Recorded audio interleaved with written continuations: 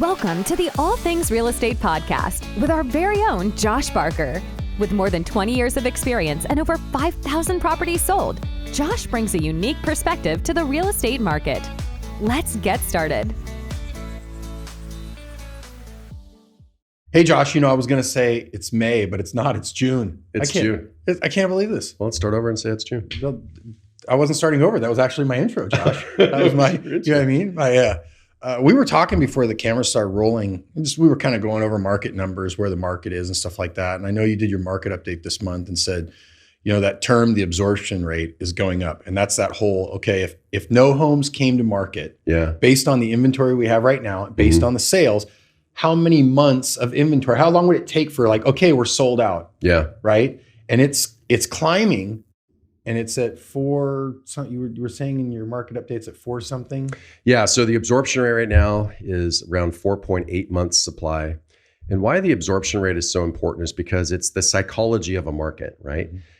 How people generally feel is based on what an absorption rate is. So currently, 0 to 3 months in Shasta County is what we consider to be a seller's market. 4 to 5 months supply is what we consider to be a neutral market. And anything over that, 6 months supply or more, is normally what we call a buyer's market. And there's a lot of psychology with that. So when the inventory is sitting at a 4.8 month supply, the psychology is that the market's pretty flat, the market's kind of sluggish. And that's probably what you're starting to experience if you're looking out there in the market right now. And it gets more focused though as you go into price points. So that might be the general psychology of a market. But if you go into the lower price point, you might find that the absorption rate's much lower. It might be 2.5 months supply. It might be more of a seller's market. Whereas if you get into the higher price market, the absorption rate might be as high as 12, 15 months supply. Oh, wow. So, the absorption rate for the market gives you kind of a psychology of the market. And then the more specific price range will give you an idea of what's actually happening in that price segment. Yeah. And that's one of the things that I always try to harp on for as long as we've been doing this, in that everyone tries to lump the whole market together and treat it like it's this one entity, like it's this really simple math equation, like X plus Y equals Z. And it's like, There's so many variables, because if you're shopping at $350,000, your experience in the market is vastly different than someone who's at $650,000. You're right. And I know what you mean by the psychology. This is supply and demand. If you go into the store and there's only 2 items on the shelf versus you go into the store and there's 52 items on the shelf, the way that you perceive value and the way that how much you're willing to pay for something. That's right. I mean, we all saw what happened when toilet paper was scarce. I mean, people were freaking out. And so it's that same concept. And so if you walk onto a lot and there's only 3 cars, or you walk onto a lot and there's 300, the psychology of what you think you might be able to do in your negotiation might be a little different. And it also, I was going to say the negotiating power, because if you go out to the market to buy a home and you're you get pre-approved for your loan, which you always should, because you should know what your true costs are going to be.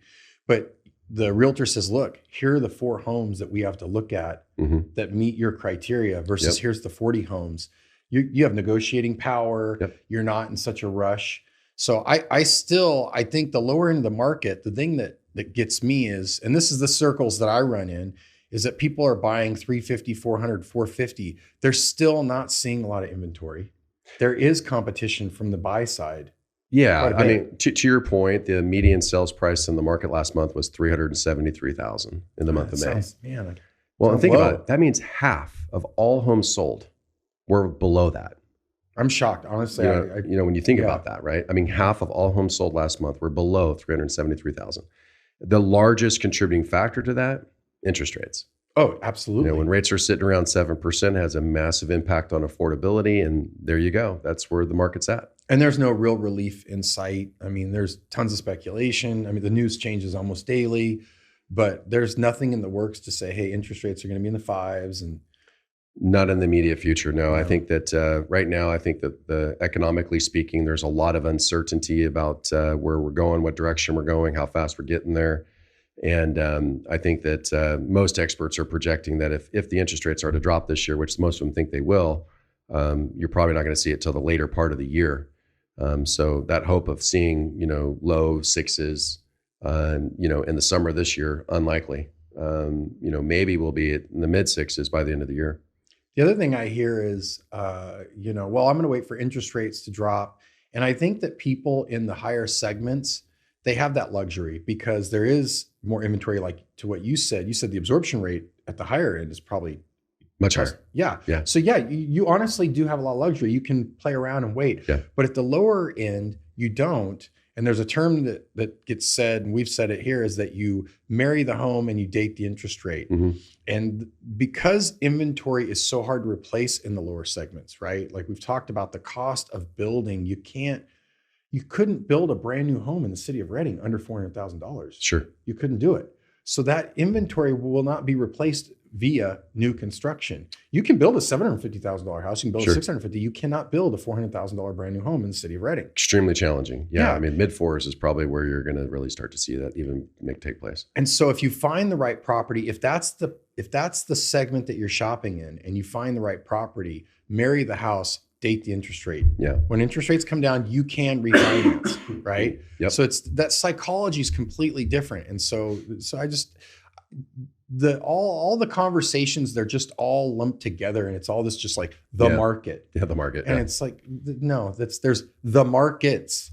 That's Which right. market are you in, and what should you do? Yeah, no, it's a good way to just talk about it. I mean, in the average sales price, again, is a little higher, it's skewing a bit higher, but that median sales price and the 373 range, half of them sold for lower. I mean, for example, over 900,000 in the last month, we've only had, year to date, over 900,000, there's been 13 properties that have sold. Yeah.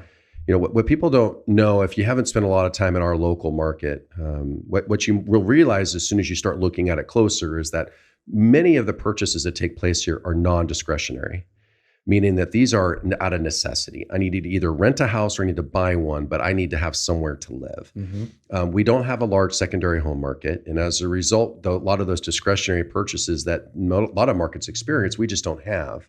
Our upper end market, you could argue, is discretionary. That's why 13 properties year to date over 900,000 have sold. So, and there's some rare air up there. And we have a few of those properties we're representing now that we've got under contract, et cetera. But they're because that person needs a place to live. Mm-hmm. They're that exception of, you know, they do, it's not discretionary. They do need a place to live. But big picture going forward, the biggest pressure that this market has, and it's the same thing around the country, is just those darn interest rates. They need to come down to provide some relief.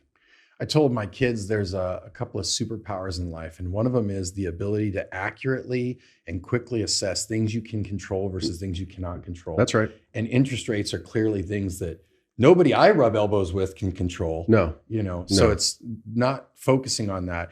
And like you said, if it's a difference between renting and buying a home, Mm-hmm. the rent you don't get back. That's right. The rent's gone. Yeah. You're not building any equity with rent. Yep. And so, yeah, I think the people that are looking in the 450 lower range need to understand this. Like, yeah. But there's some stability there too. I mean, because some people are concerned, obviously, and for good reason. I mean, they're, you know, hey, what does this mean? I mean, the market's actually, the fundamentals in our market are extremely strong. Yeah. So, you know, like for example, if you look at our speculation portion of our market, it's almost non-existent. In fact, I had a sales which is meeting. good. That's good. To That's me. very good. Yes. Yeah. It means that there's not a big risk of a speculative market pulling out.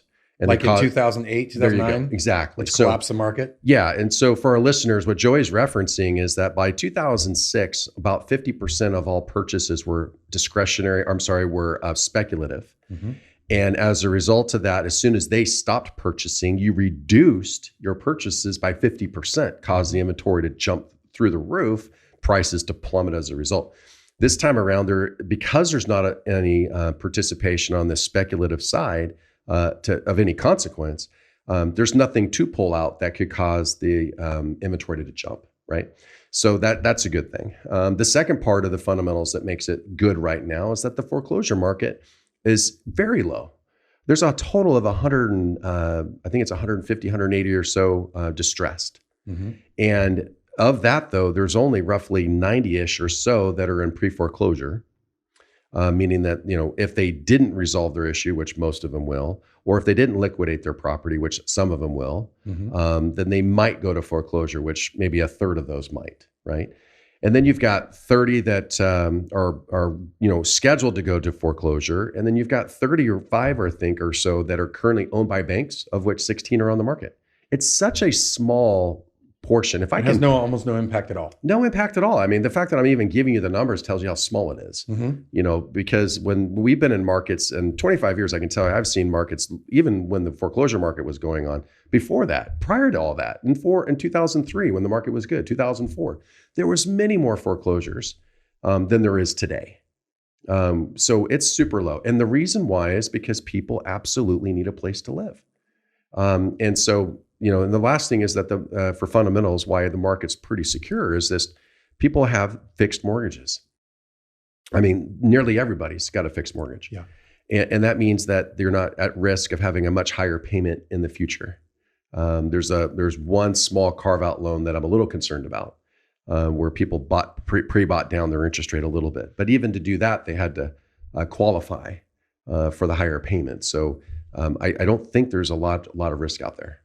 And we've had so many years now of the new construction being so low that, when you have no new construction going on, or almost no new construction going on, you have no supply replenishment. There's nothing coming to market. It's just people downgrading and upgrading. Kids went off to college, let's get a smaller home. Hey, we're expanding our family, let's get a bigger home. And so all you're doing is people are just shuffling things on the table. Nothing's coming in That's right. There's not a bunch of new homes. The largest amount of input in terms of housing units over the last couple of years has not been single family homes. It's been the apartments being built.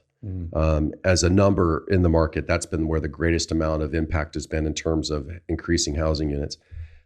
New single family homes is very, very low. You have D.R. Horton, national home builder that's here locally also. They're scaling way back in some of their efforts here locally. Palomar Builders, who we represent in full disclosure, they're ramping up right now and doing more. And there's a few others that are poking around and looking to do something, but none of it is at mass scale. And then of course you have a collection of really small home builders that are wanting to do it as well, but they're not going to go out there and speculate right now at any meaningful level. So it's, the new construction side of things is really slow. Unfortunately, I can't give you the permit numbers right now because the city of Reading used to produce a document, which was wonderful. They did it through 2004, 3, 2, 1, they've done it for years, but this year they haven't done it, which is where they would give us how many units or how many permits have been pulled for new single family homes. And we could track that. And it's unfortunate. That lack of transparency is going to have an impact on buyers and sellers making good informed decisions. So I'm hopeful that they bring that document back because it does help. Do you know why the document isn't published anymore? I don't want to speculate. So maybe they forgot to do it, but it needs to be done because people do use that. We certainly do as a mechanism to give an idea for what that new home construction participation looks like. I want to go back to, you talked about the foreclosure. You said distressed, pre-foreclosure. Okay, so distressed is maybe they've missed a payment or two or something like that? Yeah, distressed would be, you're experiencing something that's not allowing you to be able to make a normal monthly payment like you would before. Okay, and then pre-foreclosure is the bank has stepped in and said, hey, look, we got to work this out or we're going to have to foreclose. They've made some formal statement, correct? Yeah, so the foreclosure process, generally speaking, I'm not specific, but generally speaking is that if after you've missed a full month of payment, you have what's called a 30-day late. And that could show up on your credit report. After 60 days, if the bank chooses to, they can issue what's called a notice of default. And that's when it starts to become public. That's when we start to see those types of things showing up on our radar. And then at that point, several months goes by, they can file for what's called an intent to foreclose or a notice of trustee sale. And then eventually they can issue what's called a sale date. And so a person has a lot of different opportunities to reinstate that loan, meaning that you could be 3 or 4 months behind. And then if you choose to, and you come up with the funds available, you can actually bring your loan current, you move forward. You took a little bit of a hit on your credit report, but you're starting to restore it as you start to make monthly payments faithfully again. And that's what the market looks like. But again, it's the numbers I gave you earlier. They're so small in comparison to the 54,000 properties that are single family in our market right now. Yeah. But if you are in that process, reach out to a professional, reach out to a lender, reach out to a realtor just to find out your options. Because when you were talking, the thing that was going on underneath was as it goes further down, your options become limited. Your options become limited because if you wait long enough for your credit to get dinged, Now, when you decide, okay, well, you Yeah. know, I'm going to refinance. Well, now you've got a lower credit score. Yeah. And so now you're going to get a lesser rate, you know, not a lower rate, but a worse rate than you would have got if you would. The bottom line is be as proactive as you can. There's a ton of mechanisms to help people. Like, hey, my finances right now, I can't make my mortgage payment. Get professionals involved. The sooner, the better. Talk to your bank lender. Talk to a realtor for your options. The sooner, the better. To me, that's the bottom line. I agree 100%. And what you can do too is, I mean, there's talking, you know, if you talk to a banker, they just want communication. Mm-hmm. You know, if you're experiencing an issue, communicate. Tell them what the problem is. Tell them how long you think the problem might persist. Ask them what your options might be. Because loan modifications and deferments in terms of payments and things like that, there's some things that could be done potentially to help relieve some of the pressure during that season a person's experiencing. The thing that really breaks my heart the most, and I don't see it very often, but it does happen, where I'll see a property go to foreclosure and there was equity there.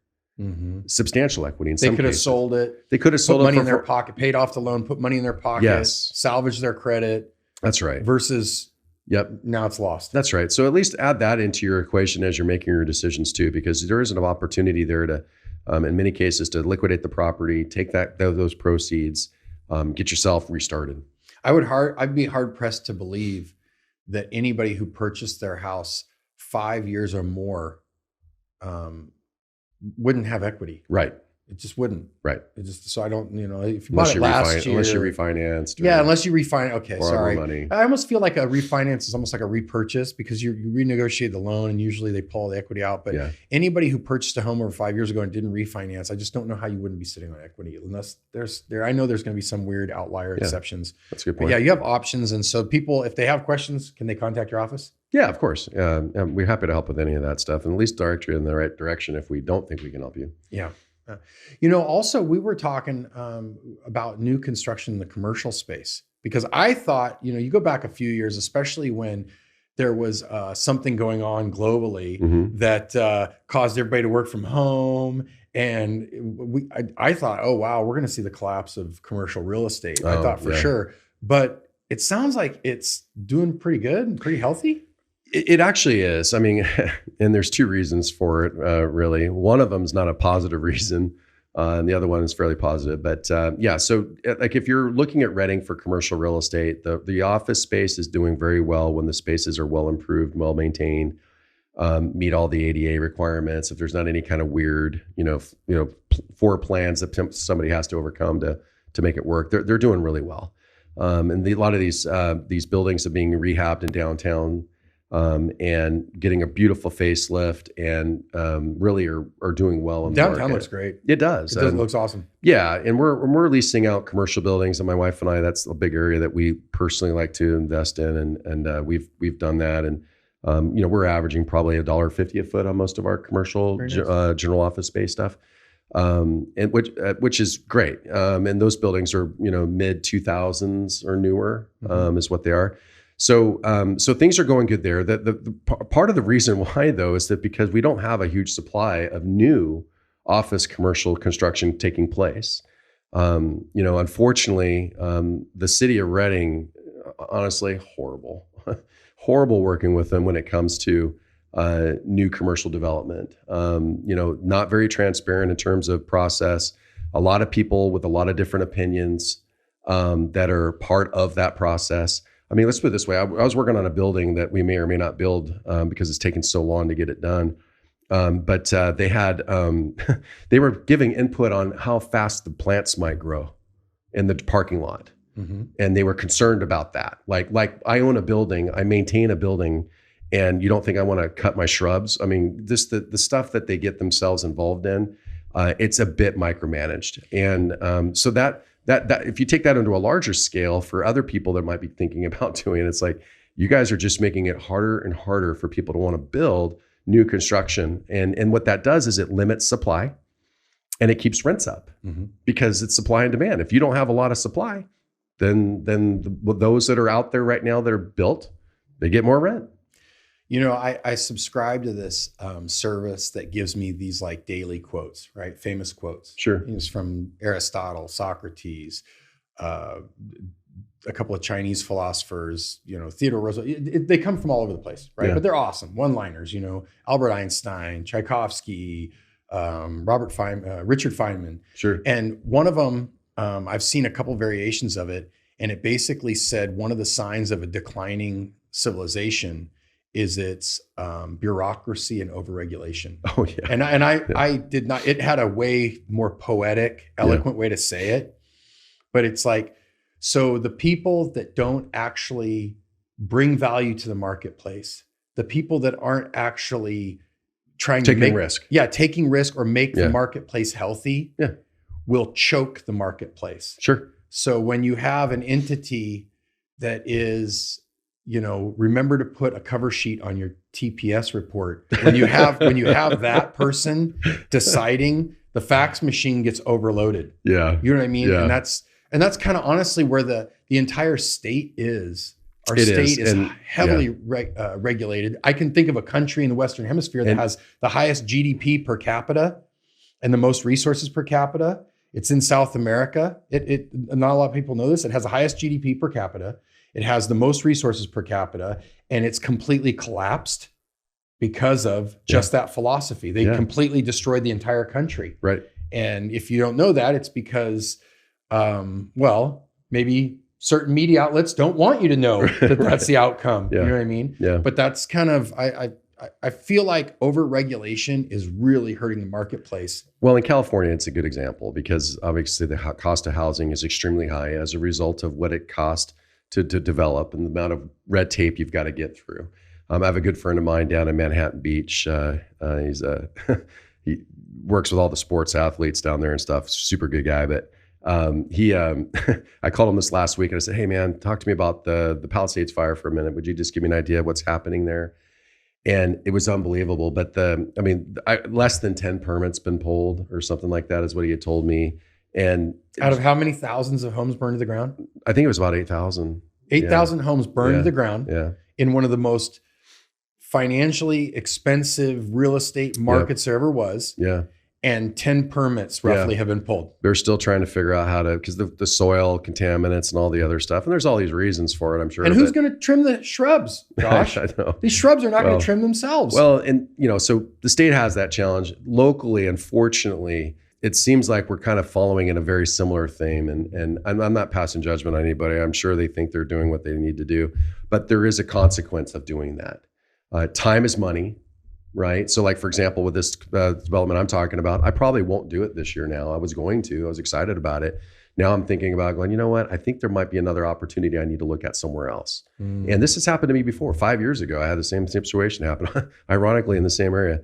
And the same thing happened. It was just the number that one at that time wasn't because of being delayed by the city, but there was some erroneous conditions they put on me. And I'm like, you know what?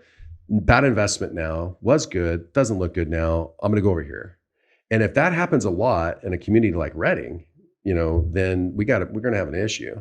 I tell people the same thing. I'm like, man, if somebody wants to open up a popsicle stand in Redding, there should be a red cutting ribbon ceremony and everybody should be celebrating it because we need as much commerce as we can possibly get here if you want to expect to pay for a lot of the things that everybody wants. Yeah. Well, I feel like you and I could probably have quite the conversation. And I don't know if everybody, it's funny. People need to hear things, even if they don't want to hear things. And so we'll transition. Yeah. So new construction in commercial is doing well. Yeah. Yeah. New construction is fine. I mean, and it's in commercial, it's doing good in that regard in terms of when you have something built, people are coming. Like the downtown market center is doing well. K2 Development's doing a great job down there, and they're bringing a lot of beautiful things downtown. But I mean, if for those who haven't been through our downtown, maybe in a few years, you got to come and check it out. It is really transformed in a major way. I'm super excited. I just think about when I was a kid and remember when the lid was on the mall, and I'd ride my skateboard down there, and I think it was like the Dickers or something was down there, something like the that. Thrifties on the far end, and a bunch of empty Burlington Coat Factory, maybe. Yeah, I just remember going in there and it's like over half the store that was empty. Yeah, it was totally empty. Kind of a ghost town, right? And now you go down there, you're like, this is really cool, and I'm excited for the future of downtown. I'm so grateful for those who have put their time and their talent and their fortune into the downtown. Absolutely. The rising tide floats all boats. Yeah. Just showing my age, I remember this. This is funny. I have a memory of going into the downtown mall the first time, and my mind went to, man, this feels like the Omega Man.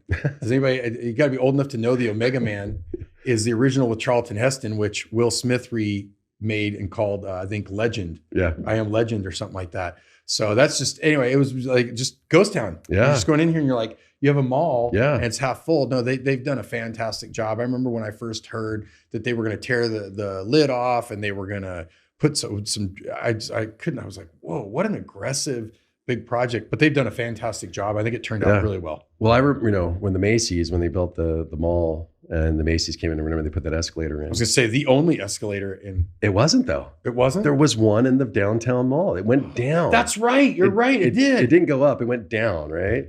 And which I think is a metaphor. I think there's something in there with the only escalator we had went down, and now we've got one that goes down. And let's get rid of the one that goes down. So I remember when they came out, they're like, it's the first escalator in town. I'm like, that's not right. I know it's not right. I remember that now. But it usually didn't work. It was stairs basically, because it didn't always run. Asterisks. You'd walk down it. So yeah, we know too much. It's funny. A friend of mine says, man, Josh, would you ever thought about selling real estate down in like Huntington? Because my wife's from Huntington Beach. And I said, honestly, I said, not anymore. When I was younger, I would have had to have done that when I was younger. I said, today, I know too much. I know where all the bodies are buried. And I said, normally if I go and meet with somebody to buy or sell a home, I know the brother, the sister, the cousin, somebody from somewhere back in the day, right? That's the beautiful thing about living in Reading is that you just know so much. Yeah. It's a very small community, even though the numbers say it's bigger. It's like a small town. It feels small. Well, Josh, thank you so much for your time. Sure thing. I hope you enjoy the rest of your month of June. Yeah. And as the heat escalates, find some shade, and I'll see you in July. Sounds good, buddy. Yeah. Thank you. Thank you. If you're enjoying the All Things Real Estate podcast, please feel free to subscribe, rate, and leave a review wherever you listen to your podcasts. That helps others find the show, and we really appreciate it. Thanks again for tuning in, and we'll catch you in the next episode.